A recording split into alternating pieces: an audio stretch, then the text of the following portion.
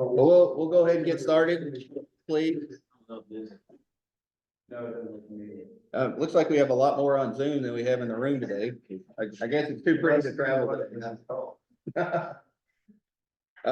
So first, I want to introduce two people today. Do we need to pull these people into the office meeting? Hold on, I'll get my head locked. They're good, they're on. Okay, they're good. So first, I want to introduce to you Megan, coming to us from Florida. She's going to be an agent joining us as soon as her license gets transferred up here. So everybody say hi, introduce yourself before you leave. Secondly, we're going to introduce you to our sponsor today, Jason Parker. He's coming up, drove all the way up from Louisville this morning. Oh, wow. With First Commonwealth Mortgage. He helped me close on my loan. So I was gonna give him a few minutes for putting up with me for a little while, if that's okay. So Jason, you got the floor, buddy. Thank you. Morning. Morning. Morning, Jason. Hope everybody's doing all right. I don't have a presentation to kill you with. So my goal is to always just to have a conversation, and Ben and I started a relationship probably a little over a year and a half, 2 years ago. And when he called me and said he was coming to Fort Wayne and asked if I would be willing to do his loan, I jumped at the opportunity. I worked with him in his prior Keller Williams in the Paducah, Owensboro, or Paducah, Murray, Benton, and Eddyville. Yeah. And so having this opportunity to be able to come up and talk to you all today is very much appreciated on my part. I will just give you a little quick background, and that's basically what I have time for. Is that First Commonwealth Mortgage has been in the business over 23 years. We're veteran owned. We're licensed in 15 states, of course, Indiana being one of them. We do hit some up the eastern seaboard, a lot in the south, of course, up in Indiana, Wisconsin, we just recently added. And then we go west a little bit. We have a loan officer in Arizona, one in Colorado, one in California, that were all originally Louisvillians. So that have moved and are still loan officers. I myself have been in this business just about 4 years. Have enjoyed this business. I came from sales management, marketing, operations with 23 years of experience at Sprint Business or T-Mobile, originally bought us. Somehow I've just taken to this business, and I love it. I'm sure you all, like in real estate, you enjoyed it. For the most part, except, when times like this, when rates are high, it makes things a little bit more difficult. I've been banker of the year every year I have been with the company. I've done volume of over $58 million in 3 years. I have a heavy concentration of at least half of my business each year has come from investors down, and I've got a large concentration in the Atlanta market. Had the opportunity to work with an investor down there that just spread my name like wildfire, and I do a ton of business down there. In my business, reputation is everything, and it's kind of what I build my brand on. It's what all of my relationships are built on with the realtors that I work with. I've picked up more realtors that were on the sell side than I ever have on the buy side. I've just continued to build my realtor base that way. I've built my brand on communication. I've built my brand on making sure that the reputations are protected of the realtors that I work with. I am, like I said, almost 4 years into this career, and I've never had a pre-approval ever fall out. I have a 0% fallout rate, and I mean 0. If I hand a pre-approval to a realtor, it is important to me that I've done every step possible. If you in this room have worked with lenders in the past, hopefully you have had that same experience where you've never had a deal fall through because they just decided to hand them a piece of paper without doing really the due diligence that is needed in order to hand a pre-approval. I've had realtor partners that have said, hey, I just need the paper. And I said, well, that's great. You just need the paper, but I'm not willing to put my reputation, your reputation on the line, because nobody wants to have their reputation of, well, they just hand it out, their deals usually fall through. And that's important, I think, on your all side, and it's extremely important on my side as well. that's kind of where I hang my hat, my communication. My weekly emails to all of my agents that says, hey, here's where the market is. Here's what rates are looking at this time. And making sure that I do what I say and I say what I do. I set some lofty goals this year of doing close to $30 to $40 million as a loan officer. And in order to do that, I have to always be willing to drive 3.5 hours to speak to individuals that I've never met before that are more than likely going, why is a guy that's 3.5 hours away, wanting to talk to us? And it's all about opportunity. And just as you all have to create opportunities for yourselves through your social media, through just word of mouth, Facebook, it's extremely important in our business to meet new people at all given times. You know, Ben called me last week. On vacation last week. Yeah. Called me on vacation last week and he goes, what are you doing? I said, I'm on the beach. What do you want? Okay, yeah. He goes, no, I had a deal that potentially fell through on the other side. And I'm like, all right, tell me what you want. Give me that number. I'll call him. We'll figure it out. I have myself and my assistant Blair, who for instance, I'm traveling up here, got a couple contracts that came in this morning. She gets those up. Our meeting is over. I do a little bit of work. We have a little bit of lunch today. I am bringing yoga in. I hope you all will eat that. Little buffet style for that. I think that's coming at around noon. Your meeting's over at noon. Yep. So noonish. Ish on the outside, on the other side or this side? Probably on the other side. Okay. People didn't get until the other side of 11. Okay. So all that being said is one, I appreciate you all giving me the opportunity, Ben as well, and the owners. And I want to take I got about 3.5 minutes to just answer any questions. What are some of the things you're seeing in your market that I can be of any assistance or just to answer questions for at this time? I have had a closing with this gentleman and will tell you that the communication and everything he just said is 100% accurate. I appreciate that, sir. So most of the people all the people I do business with are able to send me some business from time to time. What would be your ability to send me some business being in the Fort Wayne market? Knowing that I'm not in the Fort Wayne market, it makes it a little bit more challenging, right? I will tell you this. We buy leads as a company. So when I have opportunities and I take those incoming leads, so we buy 2 sets of leads, one out of Lending Tree, one out of Bank Rate. Bank Rate is the most expensive in our business, is the most expensive lead you can buy. Those individuals are actually choosing you to call them. Whereas a Lending Tree lead, they go online. Success on a Bank Rate is much greater than those on a Lending Tree. So my answer is to this. When I have those leads, when I have those opportunities in and around this market, it doesn't have to say just Fort Wayne, right? Because you all have a much larger footprint than just Fort Wayne. I always give those opportunities to realtors that I do the most business with. And that's just the way it's always been. I do more personal MSAs with some of my larger realtors. Like I've got a realtor down in Gulf Shores, Alabama. And how did I meet that realtor? She was the selling agent on a buy-side transaction that I had. We now have a relationship. We've probably done 7 transactions in the last 6 months. And so I partnered with her and she uses money for her Zillow.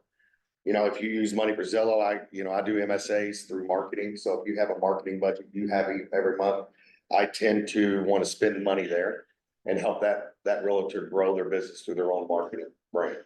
So I may not bring you the actual lead, but it can potentially pay for it, but it has to come through organic growth.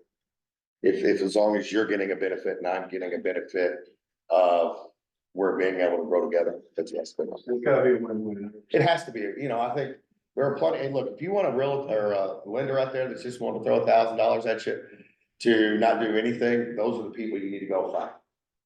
Right? I want to be part of the transaction. I want to be part of the growth. Ultimately, that's what I'm about. Thank you. No problem.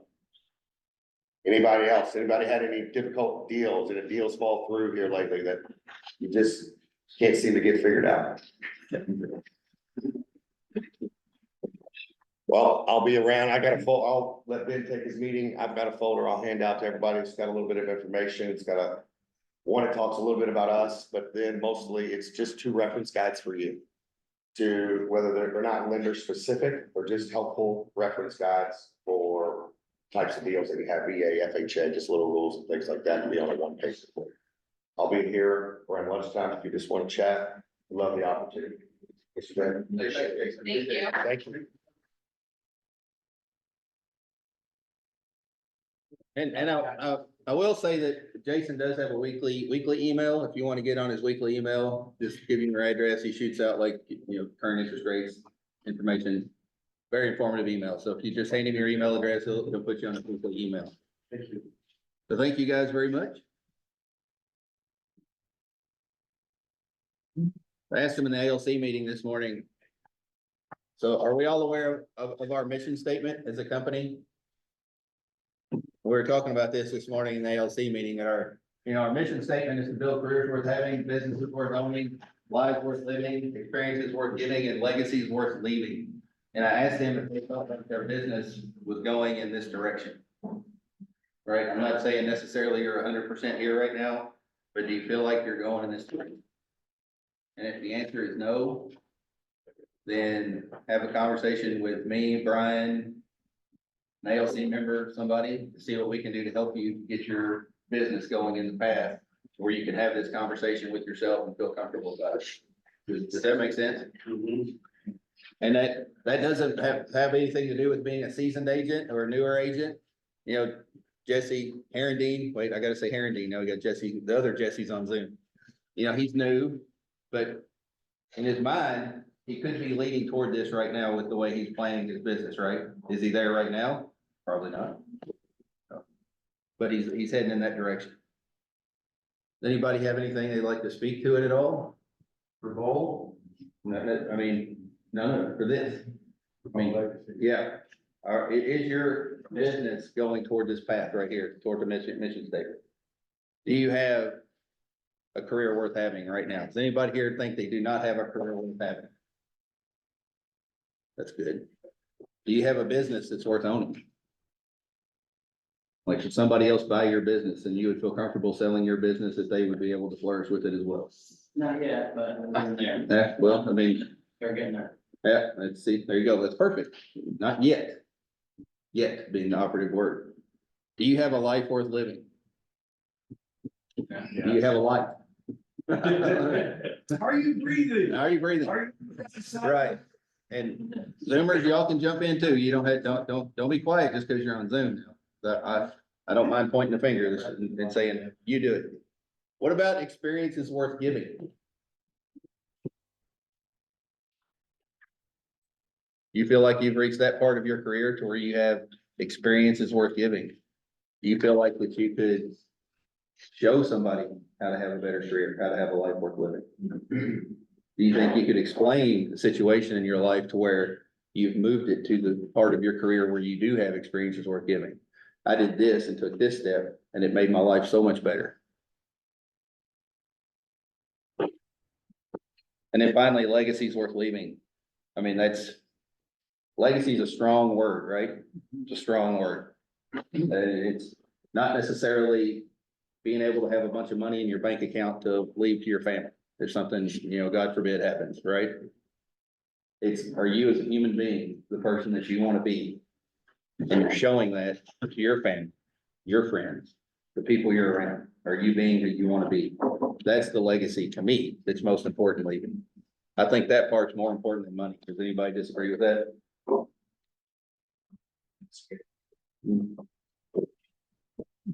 So that's why our mission statement to me is so powerful, is that one, it's so broad, but at the same time, it's encompassing of everything that we do on a day-to-day basis. Not just how many houses do we sell, right? So thank you for letting me walk that through you. God, family, business, always. We made them time block in the ALC meeting today, talk about some people that are shaking a little bit. Dear God. But at the end of the day, if you do that and you put, God, I'll even change it to faith, family, business. If you put that first, when you're time blocking, put your faith then put your family, that's your time block, right? We did it, Lauren, right this morning.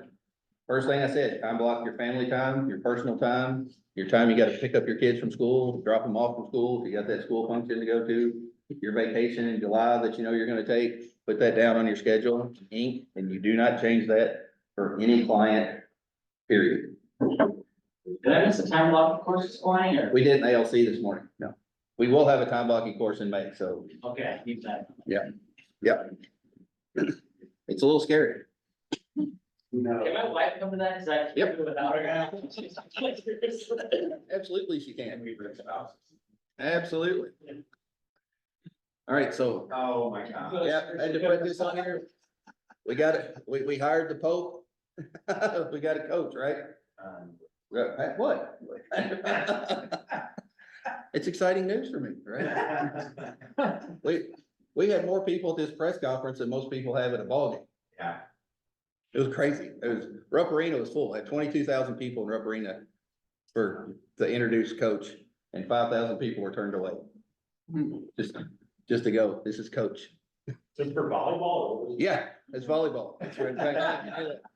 Yeah, yeah, yeah. So speaking of, Yeah, thank you. yeah. Boo. Yeah, yeah. Yeah, so I was gonna congratulate you guys for almost making it. Almost. Further than you did. They did. They really did. Yeah, you must never see Talladega Nights. You're the first, you're last, right? Yeah. There's only one first. No, I just have a little fun with that, of course. Yeah, Ricky Bobby. So April 25th is gonna be our last value squared. We're gonna put it on the screen here again from 1 to 5 o'clock. If you missed the first couple of them, this is an amazing class, and this one is gonna have a lot more added value to it as well, because, you know, we're deeper in the NAR negotiations. So we're gonna have a lot of, So, April 25th is a Thursday. yes. So we won't, it'll be during bowling. So we'll get the recording of it and we'll get a date to put it on the recording. We'll put it out there on a recording date. So thank you for reminding me of that. It does start at 1 o'clock our time, Yeah. just put that out there, it does, I mean, you jump on the last time. Yeah, we could jump on. Maybe we could stay there and turn it on at 2:30 when bowl's over. Have a full room of people, may not be a bad idea.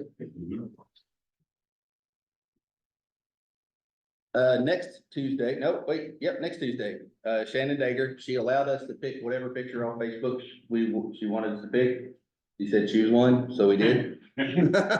So this is Shannon Dager, she's in Cincinnati right now. She's gonna come up and teach leverage, which is important for every single person that sells real estate, period. We need to understand the value of leverage. You do not have to do everything. Is there anybody in this room that likes every bit of the real estate process that they do? Anybody? Good. So there's something that you would like for somebody else to do for you, or something that you would like to automate, right? So Shannon is gonna come here and shed a lot of wisdom on how to leverage your business in different areas. So I highly recommend coming to this class. Of course. We fought getting an admin for 15 years. And the best thing that we ever did was hire Sammy Hager. Yeah, She is amazing. she can't drive 55 either. That's all I hear every time she says. But I'm telling you, it's been worth every dime that we have spent having her. And, her name's Sammy, Samantha, that's her name, but she goes by Sammy. Yeah, and Hagar is not spelled like Sammy, the music. She's amazing, and I'll tell you what, I am just, I think I whooped my own butt the other night for not hiring her a long time ago, somebody like her, because it's amazing how when you have somebody that helps you to stay organized and time block and put things together where you're not wasting your time doing things that aren't producing, that aren't money producing activities. And so ever since the first of this year, I looked at our coach and I said, I want you to treat me like I have never done this before in my entire life. And this gentleman has revamped our entire program, and it's made a huge difference in our business. In the first quarter with our pipeline, and what we closed will be ahead of our entire year last year. So, That's awesome. so, you know, it's, I can't stress enough that I wish I'd listened to Aaron when he told me a long time ago, and Keller has it mapped out exactly how to hire and exactly how to do that, and what that will do to your business is, I don't know. You can't explain it until you do it. Anyway. No, you're right. I mean, you don't know what you don't know, right? Well, I knew it, I was just bullheaded. You know, everybody wants. I didn't want to say that hire out you loud. guys for Stuff, you know, I mean, you don't want to let go of it. But when you let go of it and you start paying attention to the activities that actually generate income for your business, it's just huge. It is huge. It is. Well, thanks for sharing that for us. Thank you very much. So yeah, highly recommend that class. Don't care where you are in your business. Leverage is important. If you use Harmony, you're using leverage, right? Next class I want to remind everybody of quickly, April 30th, Wednesday, and May 1st is CE credits at the North Office. It's free. Aaron, do we have to register for this or just show up? It'd be great if you did. Okay. But it's RECP. There's only one E in RECP, but it's- okay. we have a free benefit with RECP through IAR. So by being a member of the Indiana Association of Realtors, we get the free CE classes through RECP. So yeah, show up the 30th and the 1st. I would make sure you can log into your RECP account prior to showing up. Otherwise, we'll end up spending the first couple hours helping everybody recover passwords and get logged in. But it's an online course. We're gonna go through it together. I did it last year with Forrest, Sonia, Emmanuel. I think there were a couple others, Michael Vandergrift. And it's just nice. You get the in-person experience and the online kind of blended together. You want to get your CD knocked out before the deadline, which I believe is June 30th. Well, there's lots of conversation too It is. amongst us that helps to reinforce the information that we're going through. That's right. Josh? Does it count towards new realtors that have to do their 2-year? It doesn't, so if you have to do your 30-hour post licensing course within 2 years, this is different than that. So for those, if you didn't hear it on Zoom, be sure you register on your RECP account, right? Yes. All right, before you show up to the class, so we're not spending a lot of time getting everybody squared away. Any other questions about that one? You can still sign up for Bold. I'm looking around the room. I think everybody in here signed up for Bold. Yes? Yep. I'm good. But on Zoom, we got a few of you I'm calling today. So there you go. So we're gonna move in straight to the BAA portion of our team meeting today. So I guess we better have Lee run it instead of me because I can't read. So. Right. I'll flash back to the Kentucky. It's a BEAC, actually. Yeah, it is a, yeah. We all know what it is, That's right. Well, wait, I call it a buyer loyalty agreement, so. which you can say you're fine. We have used that This is line my first team meeting. I feel like just last night. There's a lot of all these acronyms. Oh, you just wait, yeah. You just wait. Colorism. You're welcome. All right, so before we jump into that, I got an email regarding USDA. Has anybody heard what's going on with that? No, all right. So on March 3rd, Congress passed a new budget that cut the 502 direct loan program by 1/3. Wow. So, It's a lot. hence USDA housing funds are very limited. Indiana USDA team understands blah, blah, blah. So for prospective applicants, we encourage you to visit the USDA single family housing self-assessment site to check all qualification requirements to see if you may be eligible. estimated timeframes for new applications for very low income over 180 days. For existing applicants with a purchase agreement who have not received funds, we encourage you to speak with your seller about extending the sales period up to 6 months. And so this is subsidized, right? It's not direct. Yeah. Wait, there's a USDA direct, USDA guaranteed. But this one is the direct, 502 direct. For existing applicants who have been issued a certificate of eligibility, but do not, so that's the COE, but do not have a purchase agreement, we recommend you pause searching for a property unless you find a seller willing to agree to a closing date of at least 6 months. Wow, that's crazy. All other existing applicants, your application processing will encounter significant delays due to lack of funding. Once funding is received, pending applications will be prioritized and processed according to agency regulations. Does that affect anybody in here right now? Yeah. Yeah, so And I'm trying to follow the notes here, I'm like, wait. that, what I'm reading to you is not in front of you. Okay. That's why. Okay, I can repeat that, my bad. Well, this is from a part board of realtors. So if you have a client that's gonna be, is considering USDA direct, reach out to they need to reach out to their lenders. And if I were you all, I would reach out to your lender partners just for that discussion to see what options are out there. Okay. So next is buyer exclusive agency contract. So currently, this is not mandatory either in the state or under Keller Williams brokerage. But we're all moving towards that starting July 1st. It is required. So I'm not going to read through the whole document. It's 4 pages front and back on what you have. I've highlighted a couple things. Maybe come up with some ideas of buyer objections. You can grab one of both of those. Buyer objections. I've written down a couple, and we'll cover those here in just a second. But so the buyer exclusive agency contract is a contract. It's an agency agreement between you and your buyers. Starting July 1st, this is going to be required to be signed before you show a property to a potential buyer. Unless it's an open house. If you're hosting an open house, you do not have to stand outside the front door and have everybody sign one of these.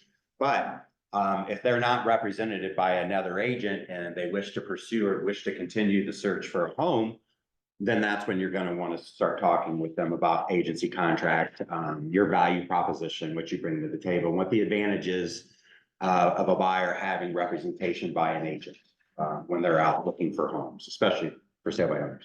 One other thing is too, is that if you have a buyer that decides they want to go to the listing agent Yeah, instead of using a buyer's agent, that listing agent's gonna have to have a buyer's agency agreement with that buyer. plus a limited. So it's gonna keep them from bouncing as much as they have been. Yeah, They're not gonna be so apt to go to the listing agent to cut you out of your deal. And obviously, if you have a signed agreement and you kept up your fiduciary responsibilities, then yeah. you're gonna hang on to that where they. And that's a good side point. If you're under agency contract with a buyer or a seller, if it's a listing contract, you don't drop them. You don't forget about them for 3 months, and then find out they went and bought a house and now you want to try to get the commission off of that. So, yeah. Listing contract is basically between the brokerage and the client. Is this between us and them or you and them? It's Keller Williams. That's a great question because that's why I have to sign it. So our buyers aren't, I mean, they're Keller Williams buyers now. Correct. Wait, Yeah. on that example, though, if you do get a buyer that comes in and says, I only want to deal with you for us on this house because it's your listing. Yeah. The agreement can be, you can write in the address of the specific. Mhm. So if the buyer does, going back to objections, I think there's gonna be scenarios where a buyer's gonna say, I don't know you yet, I hear what you're saying, but I just want to do it on this house. You can still make a buyer broker agreement for that address. Absolutely. Yeah, But so, they're gonna have to do one. Yeah, and then you can try to earn their business, you know, again, if that one doesn't work out, but it doesn't have to be just a 1 month, 3 months, Yeah. 6 month general. You can make it specific for a neighborhood, an address, whatever, give them a little bit of comfort on how you're doing things. NAR, National Association of Realtors, in their ABR course calls it a trial period. That, you know, and then they have that same verbiage now because they haven't changed any of that course, but essentially, when you talk to them about exclusive agency contract, that you could say, hey, let's, you know, we'll go and take a look at this house here, and you get to know each other, sit down and talk, but yeah, that's great. You don't have to have it so open. It could be just the one property. But the point is, you still have to have. Still have to have it. Correct. Yep. And I'm starting to see these increase. So I know KW agents are out there starting to use them. So the sooner you start, the more comfortable it's going to be when July 1st hits. You're not going to be panicked. You're going to feel comfortable. And that's why we're doing these here. So, all right. So page 1 of that agency contract. Obviously, for a contract to be valid, to be executed, it needs names and dates and signatures. So make sure that we're getting all that information.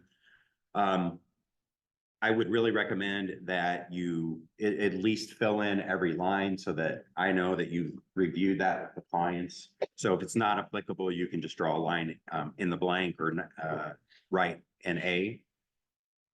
All these acronyms, then you got me thinking about all this stuff.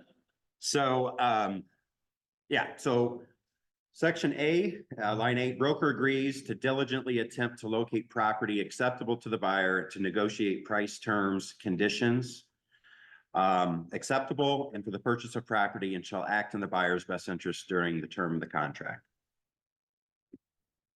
The description, so like James had alluded to, it could be a one-time that it's based specifically on that particular property.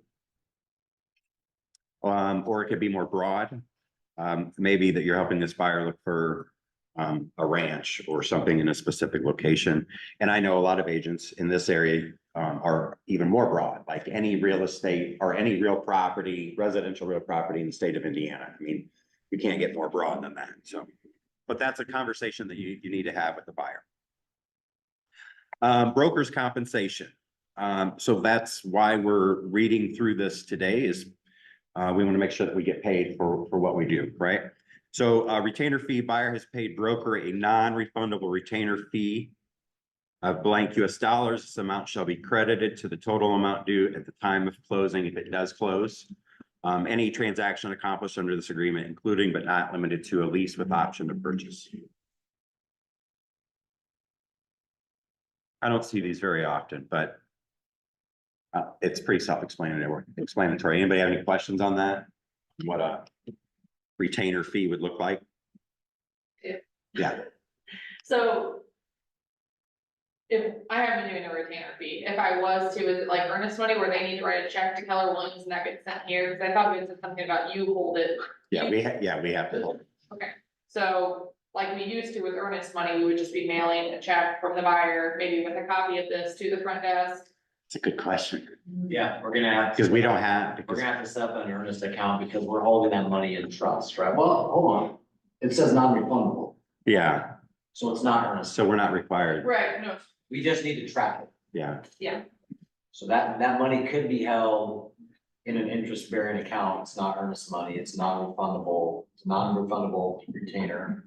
So we could earn interest on that by having one of our interest-bearing accounts. okay. We need to have a tracking system for receiving it in versus going out. so other side of that, let's say you're closing, right? You found the house for the buyer, you're closing. It now is gonna be part of our system that we need to make sure to reach out to Keller Williams. and say, hey, there's $1,000 for Joe Smith, we're closing on Thursday because you guys are gonna have to apply that to their settlement statement as a credit. Is Yeah, that the title right? company's gonna have to know it. Yes. There's a whole process. There's a whole So process. Lee, I would say that we would deposit that into our commissions account, since once we receive in the commission, then that money is transferred over to operating account for Yeah. disbursement. Okay. But like title company will have to be aware and. Is that required to be in a certain amount of time? Well, title company wouldn't have to be aware because they're gonna send us our proceeds. And then we already have the retainer fee, which is applied towards that, your compensation. It would be a settlement line. It's not a settlement line item. And that wouldn't be a credit. either. Oh, it's applied. That would be, It's a retainer, it's a non-refundable retainer. that wouldn't be a credit to the buyer. Because that's money they're paying you to serve.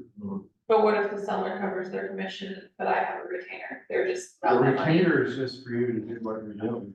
In the first place, it's just going out and showing you out. So they're, okay, so they, okay. It's like an attorney. You have an I've never attorney. had to use one of those. You're paying a certain amount to get paid. Okay. Well, you know I what? didn't understand that if we were getting paid, This could be a line item on it, so. that's what I thought. It's credited towards the total amount due at the time of close. That's what I thought, yeah, because we're getting paid, so I thought the buyer got their money back, but we got paid. But another question is, if Lauren gets a $500 retainer, it's non-refundable. Wouldn't she get paid on that? Yes. Yes. I mean, Yeah. now, Yeah. So it wouldn't be a credit to the buyer. It would be a credit to her. Mhm. Yeah, so Lauren can get paid on that right now, because they may never buy a house. That's what, That's Or right. whatever, so she's already earned that money. Yes. There's no reason to put it into an account no, with interest, and if you're gonna do that, now you're getting into all kinds of weird stuff about who gets the interest. Well, it has to be deposited into an account. That's the question. Yeah, positive account, but I'm saying, wouldn't that just get paid out the next day? It should just be deposited into the commission account. And then she gets paid on. Yes. I guess I'm asking, I don't know, but it seems like, cause at what point are you going to say, do something with the $500? Is it 6 months? Well, I mean, what if they don't buy a house for 2 years? Right. But if they do close, do I have the option of reimbursing them their retainer fee? Yeah. Yes, I would also, I would do that. Yeah. Because I don't want to take people's money. Or you can subtract. Well, no, If we no, close, no, if we close, right. It's credited, it's credited. towards- Right. That's what I thought. Yeah, if your commission is $3,000 and you get $500 in retainer, then. You're only gonna get. Credited towards that, it's 2,500. It would have to be a line item. So the title company would need to know of that retainer fee, so you Yeah. have to submit this to them. Okay, okay. that's- Because it's treated like earnest money Yeah. in the fact that it's a credit from the buyer. I get it if nothing happens. If something happens, you get it back. Yeah. That was my understanding. of the Yeah, retainer. so the difference would be earnest money, they could potentially get it back, or one party, another gets it. Right. With this, the agent automatically gets And I it. guess to what James said, if I can, you said they may never buy a house, if you're a VA, what am I calling it wrong, your loyalty agreement, if it ends in 6 months, that's when you should get your retainer. If nothing closes in 6 months, am I wrong? wrong, I think you should get it immediately. You get it. I think the retainer I could get up front. Yeah, You would, okay, I mean, that's fine, I'm just asking. That's how attorneys do it anyway. They're, you pay a retainer, they get the money. That's what executes the fact that you're going to be working for them or you're available to them. yeah. Right. And And anytime you start taking interest on that stuff, then you get into a real mess of who your interest goes to. Well, hold on to, because that technically is a commission, so Yeah, you are gonna have as well. Yeah, so that, You can disperse it, our you still are gonna have to Zoom split on it. agents can see what I'm looking at. What are we looking at? It's commission.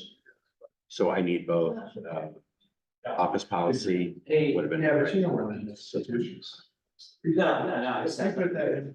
I'm just saying that comes in, It that's would've been- technically applied towards commission, so it's commission. Do your So stack. if you're uncapped, I understand that, but I mean, you were talking about interest, if you put that in, that's good. yeah, so I was looking at it more like earnest money, even though it's not earnest money, we could, if we're holding it like we do earnest money during the escrow period.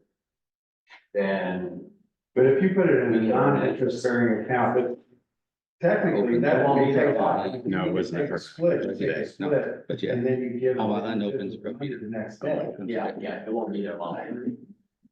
So. Lauren, you are worth every. This- penny you Back. You know, I'm serious. So you want this right now? definitely feel like, I mean, when your hairstylist does your hair, don't you happily pay her? Well, yes, yeah. Right, because she's doing a great job. I guarantee you You that need to, Is that when you give it yeah, right back? definitely, what you're saying, don't have to retain. Well, no, I get what you're saying. Oh, like this, you turn around, yeah, Say, you know what, like, I'm not. it had to come through us. Yeah. Hard, value. It's your down. But I get that, I'm the same way, I think Aaron's working with me, where he's like, don't give up and run, so. Yeah, I think it's hard for me to get behind anything that I don't fully understand. Like, that's where the details part of me comes into play, so at this point, I've been using BAAs and putting, sorry, I'm gonna call them, that, 'cause that's what I hear it, but BEACs. And just putting zero, because I don't understand the concept, I don't understand the process, when I don't understand the process, I'm like, okay, I'll wait until it's figured out, so we'll just probably need clarity on that. Well, one thing I can tell you, if you ever have to use an attorney and you have a retainer, he's not gonna give it back to you. Oh, yeah, and I think that's clear, that's very clear, And yeah. it's gonna be 35%. Before we Okay. use an attorney, there is gonna be a conflict. In this situation, there might be a conflict. Well, the company is a problem. There's still an outcome. Yeah, Not we're, really paying for. But there's still an outcome. Sorry. no, that's why we're doing this. Does anybody online have any questions about what we've just been talking about? Yeah, I'm sorry. It is a little hard to hear everybody, but I missed, why would somebody pay the retainer fee? I mean, you have to show your value. So that's gonna be the new thing that's coming up. You're gonna have to show your value as an agent. And you're gonna have to show them why they want you to work for them. And you can't work for free. Nobody works for free. We have, Yeah. but this is actually gonna stop us from doing that. So Jesse, a retainer fee would help protect you as the agent in an event that you've shown a buyer 20 houses over a 3-month period, and then they change their mind and they drop you and they go with another agent. That's, I mean, that you just work for free for 3 months. So I had a deal last year with like our super close family friend that I showed them more houses at more inconvenient times than I've ever done with any buyer, because they're not gonna screw me, right? They're like, we're close with this family. And then I get a call that an investor in town found out they were looking for a house, he had his mom's house for sale, blah, blah, blah, got put out of the whole thing. And of course, this would have saved me, period, but also I spent so much time and money with those clients in the best of faith, so like, I do have that, and I'm talking super loud for the camera. Thank you. I do have that experience in my head where I'm like, I probably had a couple hundred in gas, forget about the time that I lost on Saturday morning time with my boys. So I see the point of retainer, I do, I think if I'm able to say, this is paying me to go to work for you, however, if we get to closing, it will be credited back to you. Right. If that verbiage is accurate, I can say that, I can sell that all day, and if they don't close with me, they understand they don't get it back, like, Right. that's easy. But again, it's new, like, all of this is new, right? Right. So But we're all you a can little, always do it that way. That's your choice. You can. as long as that's accurate, that's what I. Yeah. So that's the point on the retainer fee. It's not required. The form is required, but the retainer fee is not required. So I would consider that as a part, I would consider that as a part of your business. And yeah, So the question that they asked, this is one way that I've been thinking about doing this. I primarily list properties. I'm not really a buyer's agent. But there's people that are like, Marlene, you've gotta be my agent. I really want you to be my agent. So if you want me to help you find a house, I've got room for 5 buyers in my life right now.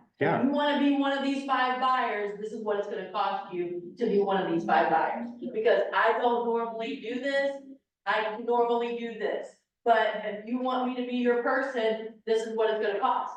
I mean, and that's kind of the way that I've been thinking about, presenting it. I don't have room for 20 buyers in my life to do a really good job. To list properties and do a really good job, I don't have room for that. So if you wanna be one of my 5 right now, or I can put you on the waiting list and you'll bring you back in when I can handle these 5 people. And I don't know what that dollar amount is gonna be that you're gonna have to pay to retain me. yeah.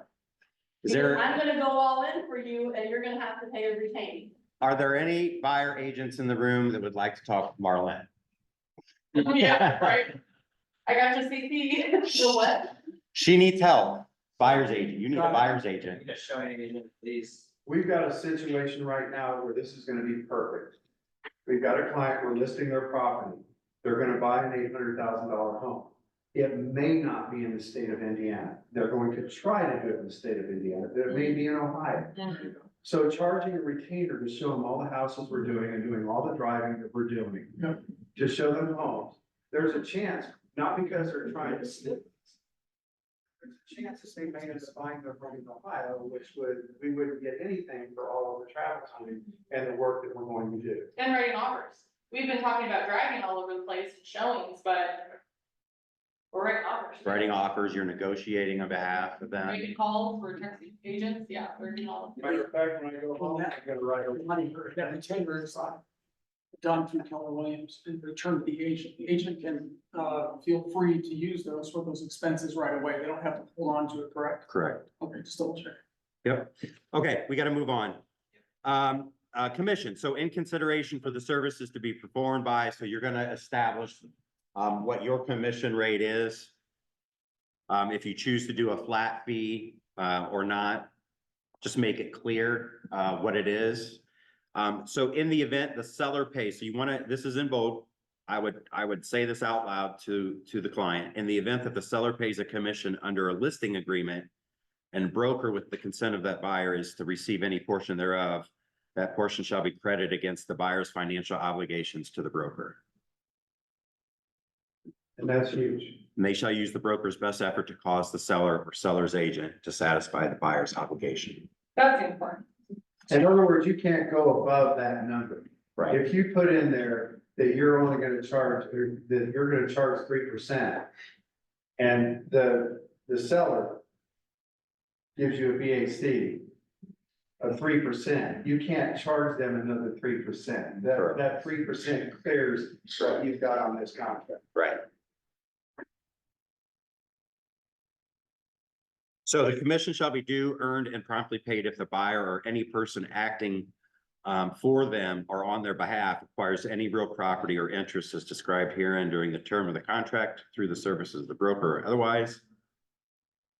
And then we've got line 3, which is other. So going forward, we have to put our options for earning income, right? So we already know commission. There's transaction fees that you would charge your client or not, but most agents are charging a transaction fee to process the transaction. You've got builder's bonus potential, right? So if those things are gonna come into play, we have to line item those on the buyer's agreement so that the buyer understands what their obligation is for payment. And leave the retainers outside of that commission line. Yes, Correct? correct. Gotcha. And the retainers outside the commission, unless there's a transaction that closes, then it's credit. I have a question, let's say the buyer agency agreement is 3%, if the seller is giving us like 2.5%, but if we agree upon like, we are taking only 2.5% on the seller commission, do we need to make like addendum or amendment on this? Yeah, so the question was if on your agency contract you had a percentage, so we use 3% as an example, and the seller's only gonna cover, not as a commission, remember, as a concession would cover up to 2.5%. So there's a gap, right? So either the client's gonna make up for that difference, or you do an amendment to the buyer agency contract to reduce their obligation down to 2.5. But you have to have the conversation with them to help them understand the difference. So it is a cooperative commission being offered, just not the MLS, right? We're allowed to, And you can't say, yeah, so. yeah, because on the listing contract, it still states. Right, the difference would be made up as a concession, is how the verbiage will be through the MLS. But it is a commission being offered, a buyer broker compensation, cooperative Well, compensation. It's concessions that the seller's giving the buyer. For the, But that's only in the MLS, we can't call it a commission, but outside, we can say we're offering a 2.5% BAC. Yeah. outside of MLS, yeah, yeah. Now, aren't there some stipulations? I mean, you can put it on your website, correct? but you can't share that out. Isn't there something in there that is wonky about where you can, It's when it comes to a different brokerage. okay, Like if you were gonna, You can't share like, XYZ's website with their offer of broker compensation for that particular listing. It would have to come, you can share it out on your own website, but then you're sharing that to. Yeah. You have to be sharing with other agents, right? right, so let's say Sam Hartman, posts, a listing on Facebook and it says he's paying 3%. You can't share that post on yours. okay, Yeah. okay. Now that's. You could share, There is much- if there was no BAC listed in there, if you just said, this, I'm selling this house, open house today, then you can share that. It's kind of funky. It is. And I know we've had conversations leading up to this, like, who's gonna police that? You know, I mean, like, you know, where, like, and what repercussions are there? You'll find somebody that's. We'll find a lot of somebody's. Yeah, Aaron's comment, it's probably getting into the weeds and splitting hairs, but I think someone, maybe it was Aaron, just said that I would be offering 3% BAC. And I think what my position is going to be is not offering a 3% BAC, but we would agree to one. So if you wanna write it up, my seller and I will agree to it, Yeah. but I'm not offering. I like that. So if Derek writes an offer and doesn't ask for it, mm-hmm, I wasn't offering it. mm-hmm, So it's not there, it doesn't exist. But I can let him know, or whoever it is, that we would agree to 2.5 or 3 or whatever. I don't know if that's ever gonna present a problem. I just don't want a case where Derek could say, you told Aaron or you said to someone that you were offering that. yeah. I like that. Did you guys hear that online? That's what I'm gonna do. That's silky smooth, James. That's why we call Well, you James, Dr. Bourbon. Read today, that, you know. Just made that up. Yeah. Okay, so broker's commission for services rendered in respect to any broker is solely a matter of negotiation between the broker and the buyer and is not fixed, controlled, suggested, recommended, or maintained by the IAR, local MLS board, or any listing service, or any person not a party to the contract. Make sense?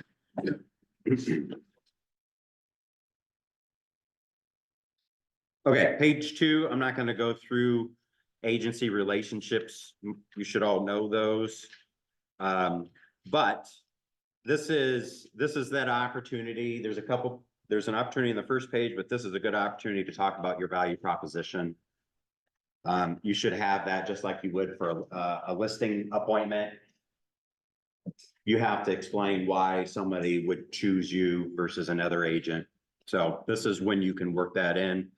Limited agency authorizations, I'm not gonna go through that. Page 3. Consent to represent other buyers. Recordings at property. I've been talking a little bit about this one lately. Just remind your clients, your buyers, that there's probably gonna be cameras, audio, video. So any important conversations you're having about purchasing that property or the intent, have those conversations once you're outside of the house. I always say, we can talk at the end of the driveway or on our way to the next listing. driveways aren't safe. Yeah, Those rings. yeah, they could pick up pretty far, can't they?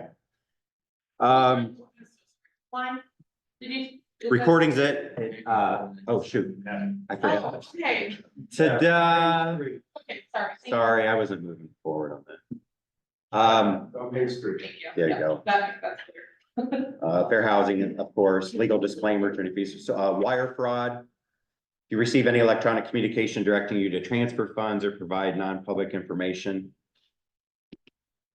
Even if that electronic communication appears to be from broker or the title company, do not respond until you verify authenticity.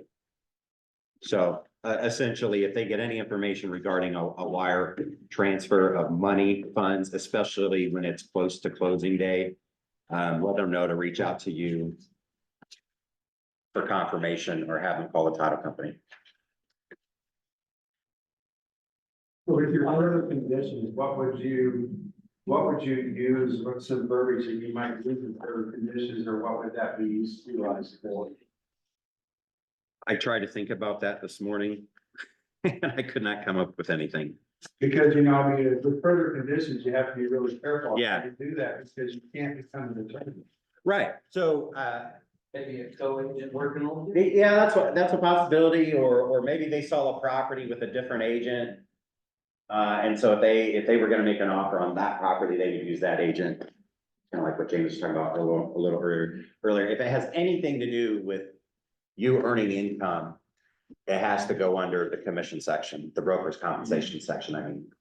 So I think further conditions would be, Builder bonus go there, maybe? builder bonus would go under broker compensation. That's, yeah, I'm trying to think what we talked about at the. Line 3 under other, that's where you would put a builder's bonus or a transaction fee, and those have to be listed out. You can't just say the builder's bonus can't be open-ended.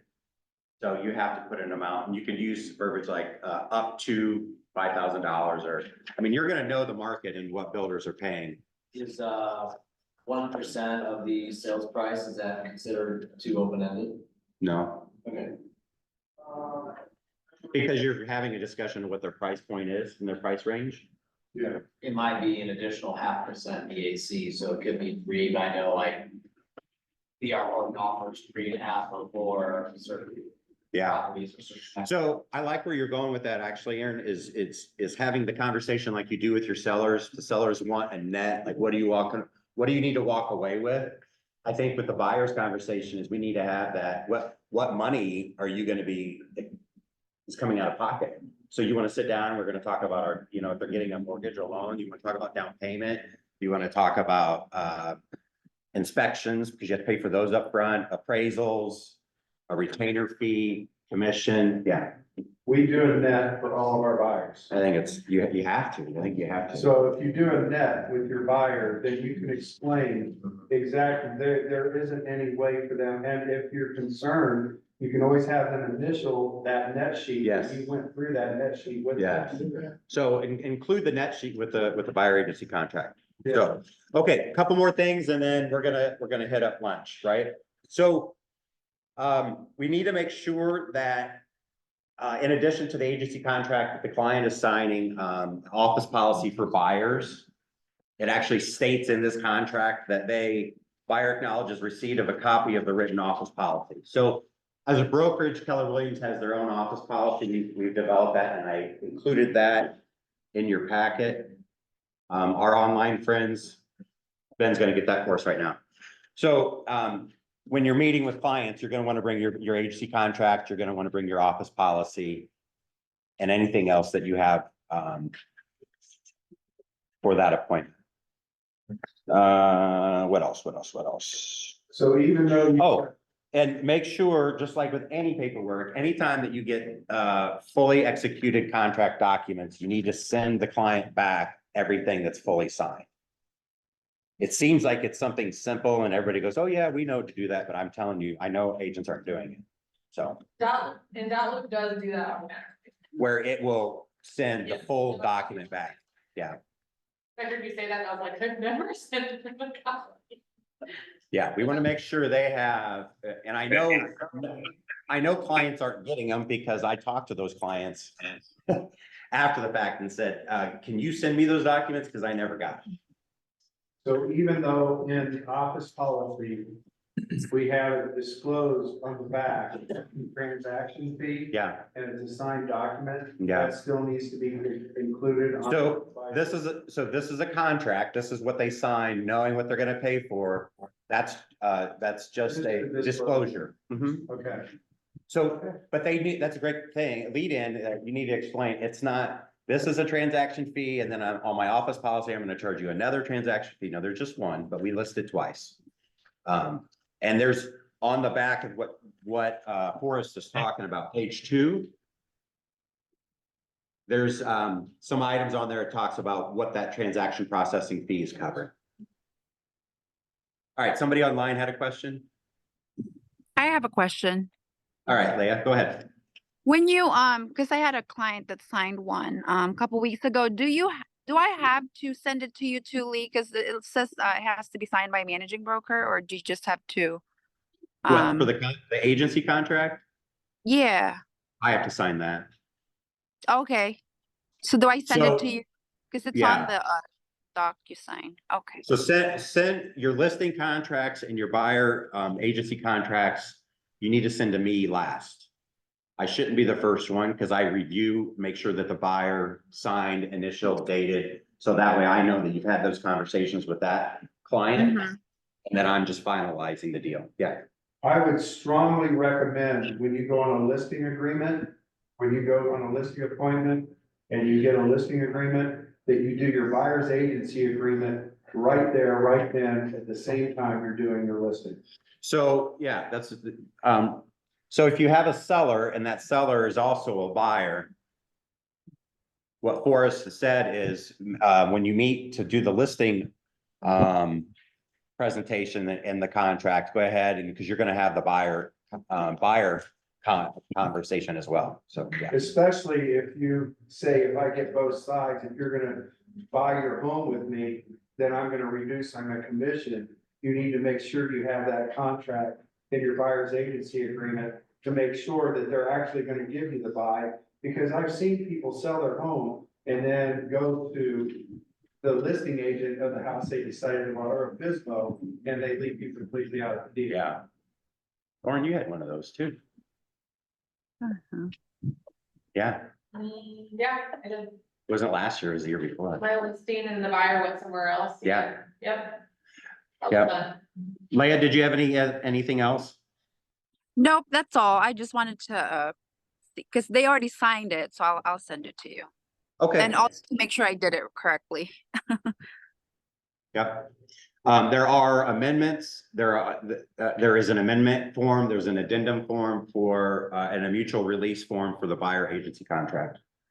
If somebody's gonna transact more than once, maybe an investor, this is good for that through your time period? Yeah. Do I need for each transaction, No, but you have to remember to upload it into command every time.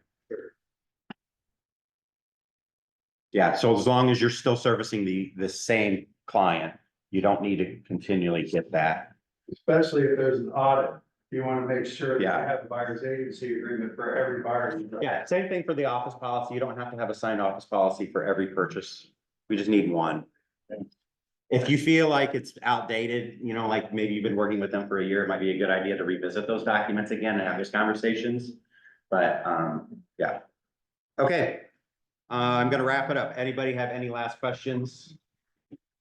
Anything else? I was Yeah, kind of hoping that we would go over, like veterans, since they're not able to pay, that real estate. VA. Yeah. Yeah, so it could limit the homes that you're showing them. If they're relying on the seller to pay your commission on the buy side, it could limit the homes that they see. Yeah, but how would we fill that out? Again, for the amount you're being compensated. So if you're doing a veteran, you're gonna have to leave out that there's no charge, but you still. No transaction fee. Yeah, you'll have to put $0 that you're getting paid by them, Jesse. Yeah. So you still have a contract with them, there just wouldn't be any broker compensation coming from them. Because that part still holds true that you're gonna do your best to get it from the seller, Yeah, but there's no way that you're gonna be getting it from them directly. That's right. So putting 0, you're still quote unquote protected if the seller's gonna provide a commission. But yeah, on the other hand. Yeah, it just had to make sure that the seller's paying the concession. Yeah. But that's an interesting point, though. Are they allowed to ask for a concession that they're not receiving? If you got 0 on the buyer's agency agreement, the way. concessions, the buyer would receive the concession. Right, but if there's. Well, no, I guess you couldn't put 0, you'd still have to put the amount. And it would just have to be prefaced that the seller would pay for it, the buyer can't. Right? Nope, because it's a Yeah, we'd have to do that. we'd have to, maybe that's your The further same way condition. that termite inspection has to be paid by the seller. Mhm. But that's written into the purchase agreement under concessions though, right? Yeah, Yeah, but yeah, because, you know, if you've got a veteran, they are not even allowed to pay for the termite inspection, the Yeah. seller has to pay for that. And I guess putting that in the BAA, whatever money that you put in there that you want to get paid has to 100% come from the seller. correct. And then if you have to negotiate that down, you just have to do a new, Can you put that in further conditions that buyer's loan type is VA, Yeah. so the compensation must come from the seller? That's what I would say. I yeah, mean, I think you can put the dollar amount in there is what, how you're being compensated, right? Yeah, But, and it does already state that you make every attempt to get that from the seller, but just so we don't shortchange ourselves, and we're not obligated to provide our services for zero compensation, because I do see that as a potential risk. yeah. I would put the dollar amount in there, but for the conditions, note that buyer's loan type is VA, so the compensation must come from the seller. Does that make sense, Jesse? So otherwise, our veterans are Yeah. gonna hurt very badly. I mean, everybody's gonna want to represent veterans. The other thing that we'll run into is a hard-nosed seller that doesn't want to, cover our compensation. And just keep in mind, you can only write the purchase agreement to be whatever percentage you're being compensated above the asking price to offset that expense to them, because at the end of the day, the most important thing to the seller is usually, what am I going to net at the closing table at the end of this transaction? So just keep an open mind when you're negotiating, and when you're out showing homes, writing offers. If you're dealing with a, like I said, a hard-nosed or difficult seller that's refusing to offer buyer broker compensation, and your seller can't pay for it, they don't have the money, would they be willing to write the offer at a higher sales price that would allow the seller to compensate you? and that's all part of that negotiation and that conversation with the listing agent. You know, open communication. The more communication you have, it surprises me all the time that agents won't pick up the phone and call the other agents. Like my kids. It could solve so much. You can get so much accomplished in a 5-minute conversation than you can over 4 hours of emails.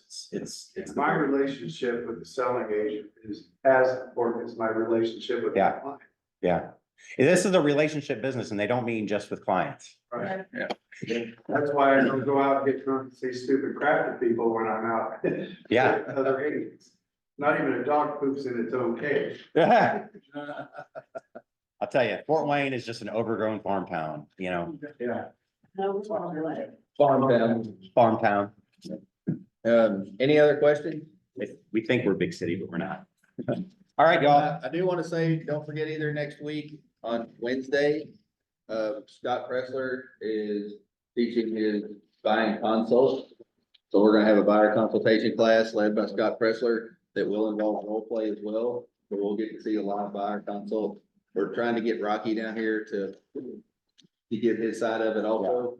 So we'll see how that works out too. Yeah, that would be a great training to follow up this with Yeah, this. yeah. So, Rocky totes that he doesn't show more than 2 homes to a client, and they write an offer on one of them. Yeah, I want to That's hear the that. Standard practice. yeah, I want to hear that too. Show 2, I'd love to hear. And I will say too, in May, we're gonna have a lot of classes. Our script practices are gonna be around BAA objections. I'm saying it wrong, but it's the way I'm gonna say it. There's gonna be over objections like listen. Don't laugh at me for it. It hurts my I'm feelings. laughing with you. So I have 2 buyer objections that I know of. It limits their options and imposes obligation.